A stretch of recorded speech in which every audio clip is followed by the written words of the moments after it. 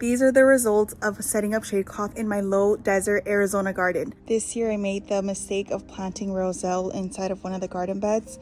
And now that the shade cloth is up, look how much it's grown. This plant was so much smaller before the shade cloth went up. It's not wilting anymore. It looks so happy. And look how massive it's getting. And then look at the coral vine. I've shown you guys the coral vine and I tell you guys that it grows several feet. This is just about 2 days worth of growth. 2 days. That's insane. And look at this side. Same thing going on. Look how pretty it looks. Imagine once it starts trailing up and then all of the pink cascading blooms. And I don't think I've lost any of my other plants here. This is one of the trellises that was basically bare. The vines had died back and kept coming back, but they weren't flowering. And this is what it looks like now. There are a ton of Armenian cucumbers of varying sizes and a bunch of blooms coming through. But not just that, there's bees all day here. And for some reason they're not here right now, but usually they're here all day and they just kind of like move around the garden. They seem to love it. And then back there I have cucumbers. These cucumbers I transplanted and some of them I also direct sowed. And I have never been able to grow a cucumber aside from the Armenian cucumber because every other one always fried in my garden, or I wouldn't get any fruit even if it flowered. And I don't know if I can find any fruit right now, but oh, there's one right there. Looks like a little pickle. Where is it? Hold on. Right there. Do you see that one? Let me go around. It seems to be working really well at attaching itself to this trellis that I made with a couple of bamboo stakes and some butcher twine. And it's looking so much better. I didn't like the look 100% before, but with all the vines, it looks stunning. And because none of my plants are getting fried anymore, I was so pleasantly surprised when I saw my mom's roses blooming. Look how beautiful they look. How vibrant red, and they've already made it all the way up the trellis. These are some Don Juan climbing roses. And I planted them in memory of my mom because red roses were her absolute favorite. But I don't really get to enjoy these types of blooms until around December and then again around March. So it has felt so beautiful looking out the window and being able to see all of these roses because they remind me of her. I've got pumpkins snaking their way through some of my tomatoes. These are all dwarf tomatoes, and I see one that unfortunately did not make it, but it was also on the very edge where it was getting full sun, so maybe that had something to do with it. There's a couple of lettuce starts right there. I feel like I need to go through and maybe prune back some of these pumpkin leaves. Oh, because I did not know that it would go this crazy. Hold on. If you'd like to climb somewhere, you can climb here. No. You can climb up here. There you go. There you go. Oh, okay. You can climb through here. This is a better spot. I'll come help support you in a little while. Oh, I think that'll look much better having all those leaves crawling up there. I don't know what kind of melon this is, but there's definitely melons growing on this trellis. Let's see. There's some Kajari melons, but that's not a Kajari melon. I don't know what kind of melons those are, but they look beautiful.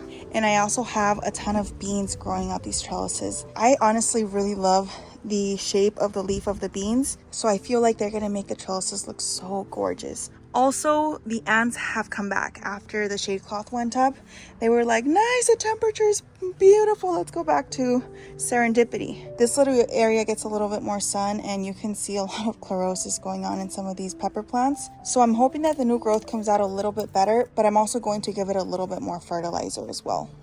And then look at these tomato cages. Gardener Supply sent these out to me last year, and I really, really, really, really like them. I think this year I'm gonna order another set of 3 because they work so well and I can use them for things other than tomatoes. I could use them for some vining plants. Imagine having some vining plants going up and then having melons dangling around. I think that would look so pretty. So I think I'm gonna do that. And then I have a lot of my eggplants starting to come back, but it has no shade cloth over it. So it needs to get a little bit cooler for it to really start popping back up.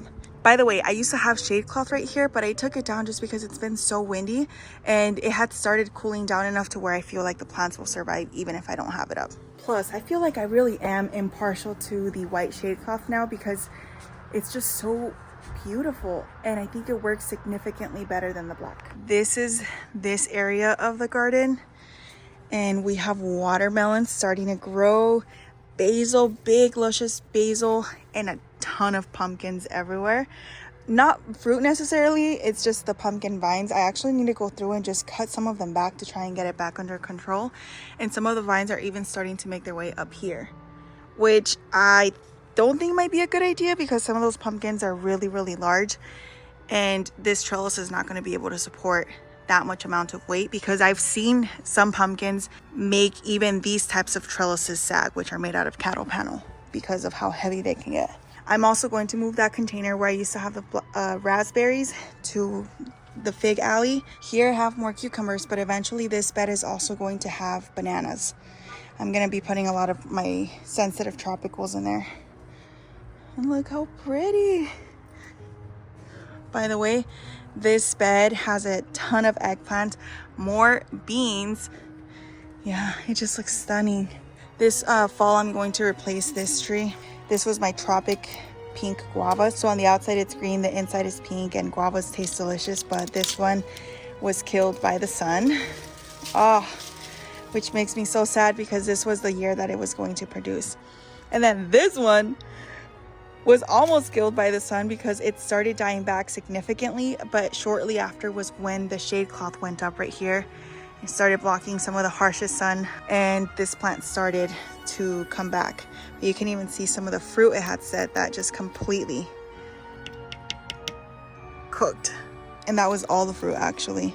And okay, I'm happy that it made it. I really, really, really am. But this guava is one where if I had to replant them, it's a beautiful tree, so maybe I would still plant it because of how pretty it is. But the guavas themselves, I feel like need to be picked when they're perfect. Otherwise, they can taste pretty bad. This citrus tree has never, since being planted, ever looked like this. And I understand that it's more mature now, but I kid you not, it did not look like this until that shade cloth went up above it. Like, nobody can convince me otherwise because I immediately started seeing the difference in my garden.